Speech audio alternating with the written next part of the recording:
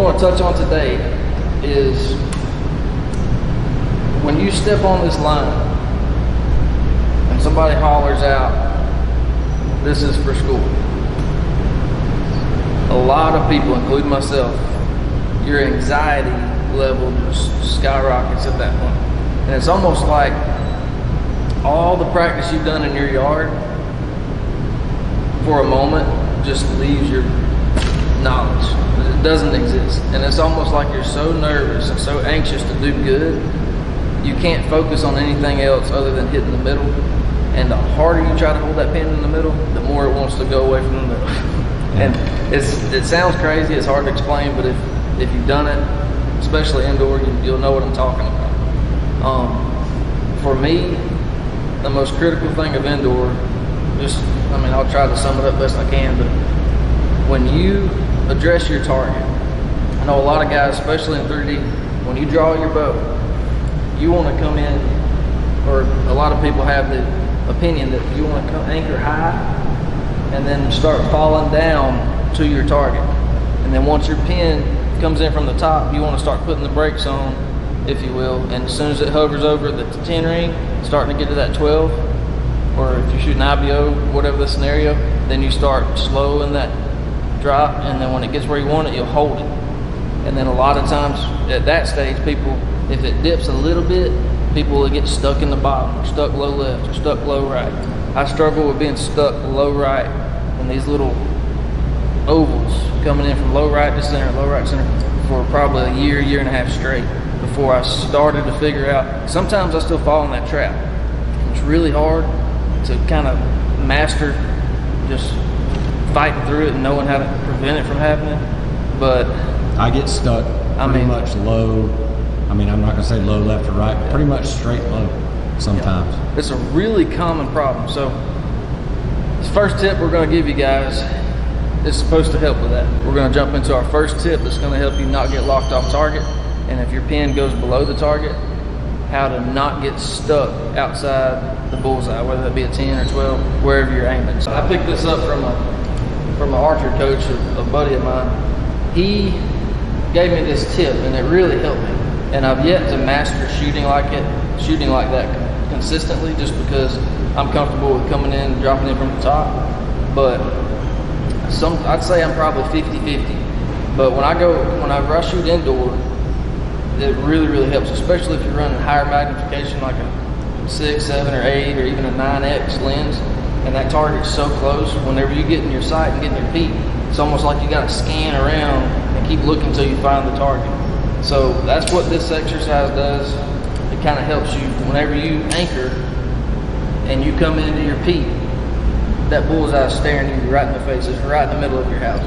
But this makes it really easy. He showed me this not too long ago, and it helped me tremendously. It took my shot from me drawing back and holding. It took me holding for about 7 seconds down to about 4. So this is how I used to do it. I would draw back just like this,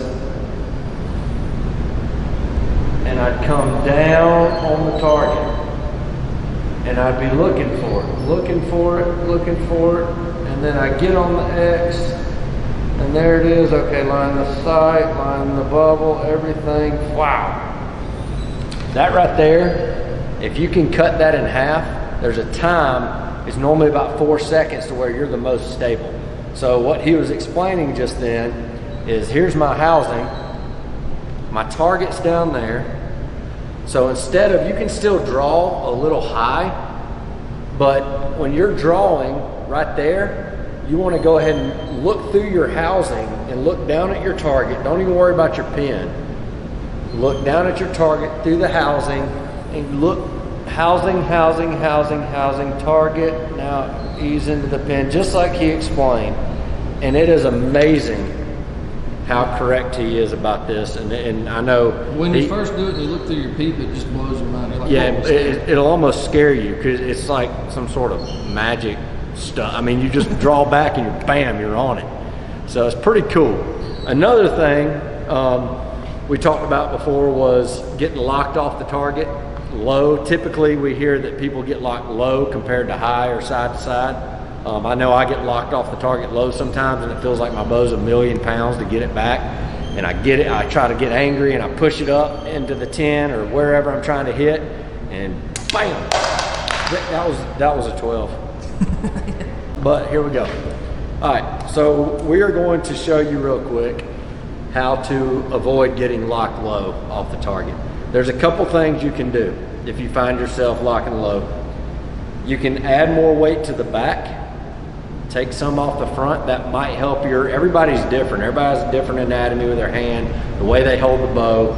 That could help, so try that. And if that doesn't work, notice how his back bar angle is angled downward. If you're running a level back bar, instead of adding more weight, you can kick that angle down a little bit. Yep. And that'll also help. Yep. And if you tinker with weights and none of that stuff works, then let's get over here a little bit. I don't want to shoot your bow. So if you tinker with all the weights and none of that works, you still get locked off target, then you can, what helped me was drawing back and learning. I'm not talking leaning back like this or like this, but instead of being straight up, just give it just a tiny boop. It's more of a settling. It's like your lower back hip area. Yeah, just settle in backwards just a little. And what that does is you'll see your pin, your bow. If you'll watch my stabilizer map, like I'm gonna stand straight up right here. Boom. And then when I go back just a touch, put my weight back, it brings it up. And it kind of levels out, it balances everything better. So try that if you're struggling with that. All right, that is a wrap for practice session today. Hey, let's go over what we are going to go over with the mental imprinting. Mental imprinting. Oh, that's a good one. We're gonna pause this, I'm gonna grab a target, and I'll be right back. Got a fresh target face up. We're gonna walk down here, shoot a few arrows, and I'm gonna describe to you what we're talking about mental imprinting. All right, so we're here. This is an extremely long distance, a whopping 10 yards. Woo. 10 yards, and it may seem easy depending on your level and how long you've been shooting, how much indoor experience you have, regardless of your indoor level or archery level in general. What I mean by mental imprinting is if your goal is a 30x game, stand right here, or even if you have to go to 8 yards or 5 yards, and just time after time after time, focus on perfect execution, shot execution, and you're a lot closer to the target. Kind of the same principle as shooting the mini targets at 10 yards, but as you do this, you start to work your way back. And then go to, say you do a round of 30 and you're still clean. You got whatever X count, all 10s. Go back to 15 yards, do the same thing. And you want to do it, you don't want to just do one clean round and then go back. I'm talking over a period of 2, 3, 4 days, maybe a week to 2 weeks, just depending on how much you want to implant and engrave in here. It's all mental. The more that you do this, if you're standing at 8 yards and you start shooting and you're on round number 3, write it down like a real legit tournament round. Keep score, and what you're doing, your brain is becoming, that's your new normal. All these 28, 29, 27Xs, 30Xs.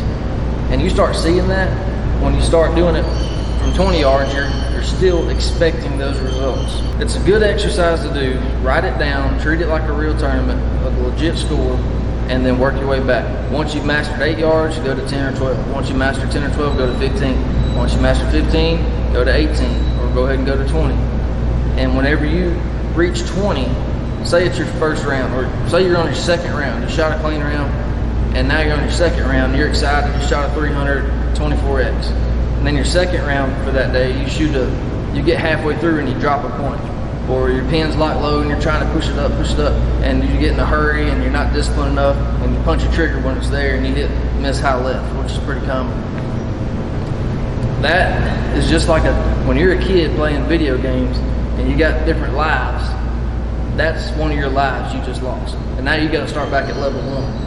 And you come all the way back up to 8 or 10 yards, wherever your starting point is, and do the same system and work your way back. and it's a really good exercise.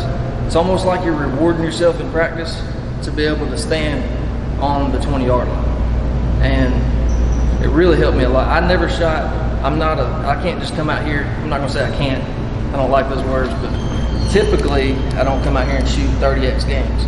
I've been serious at practicing indoor for about a year now, and I've shot one 30X game, nobody around to prove it, couldn't brag, I was by myself at like 12:30 at night, and just free and clear mind, sitting there practicing, nobody around, and it happened. But that never happened for me until I exercised, or did this exercise.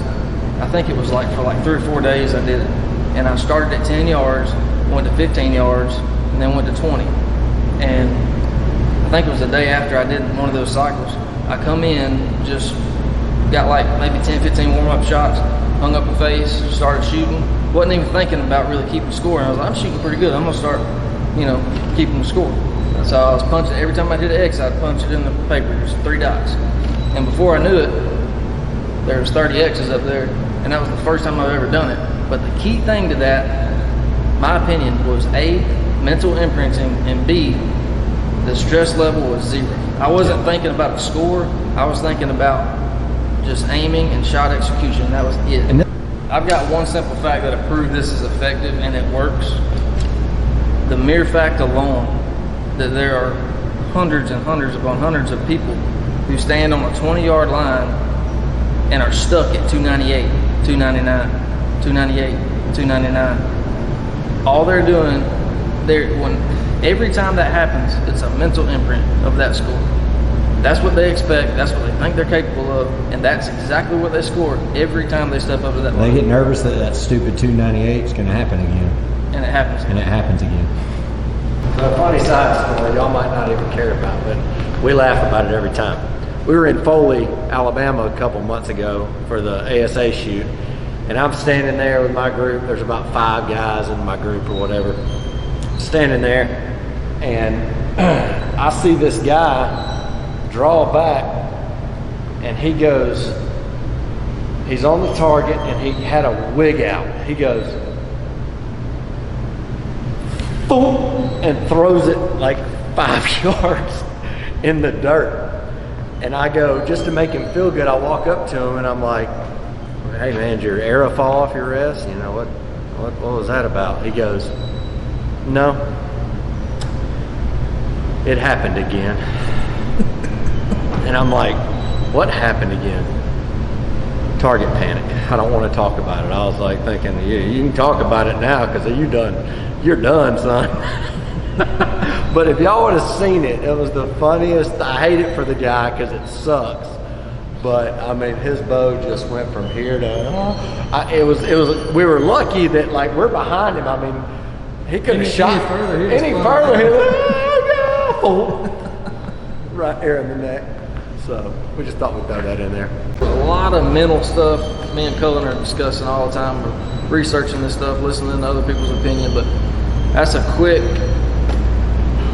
as I know how to make it, a version of explaining to you guys mental imprinting and kind of how we use it to get better. But more videos to come, especially on the mental side of archery. But we really hope you guys enjoyed the video today.